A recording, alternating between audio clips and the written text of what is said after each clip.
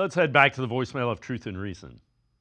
Yo, this is Rico. Listen, a win is a win. So don't get me wrong. I am extremely happy and grateful that we found a way to win on the road especially. But the offensive line, in my humble opinion, played under par once again. Watson's performance, I'm going to give him a C minus, C plus, because he's on the winning side of things, and he looked much better than he did week one, which was a very low bar to clear to begin with.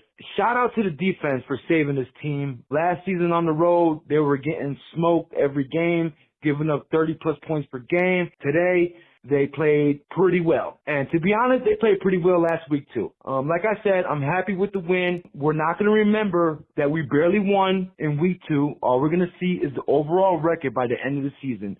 Just improve, watch the tape, get better, and us as fans just enjoy the ride. It's a roller coaster. Let's go. Go Browns. Whoop, whoop. As always, appreciate all of the voicemails. Let's welcome in Tim Bielik from the Plain Dealer, cleveland.com. Tim, it's a road win against a team that will probably win 8, 9, 10, maybe 11 games. So that's important. It's a tiebreaker. It's an AFC team.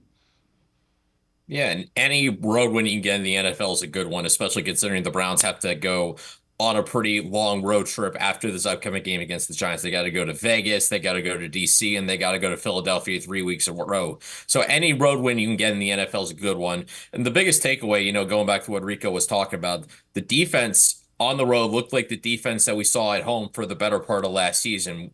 The road struggles obviously were a big topic of discussion throughout the offseason, and yesterday they looked like they were playing back at Huntington Bank Field out there, flying around, getting to the football. I know they gave up the touchdown drive. They were struggling a little bit late in the third quarter into the fourth before Alex Wright safety, but they were moving around and making plays. And with Deshaun Watson, I would say a C plus, maybe a B minus is kind of a fair grade. I mean, he started the game real well, 7 of 8 on that opening drive for I believe 83 yards. He was good at the end of the game. He had a couple big throws to Jerry Jeudy, including that scramble that I'm sure Browns fans have seen a couple times.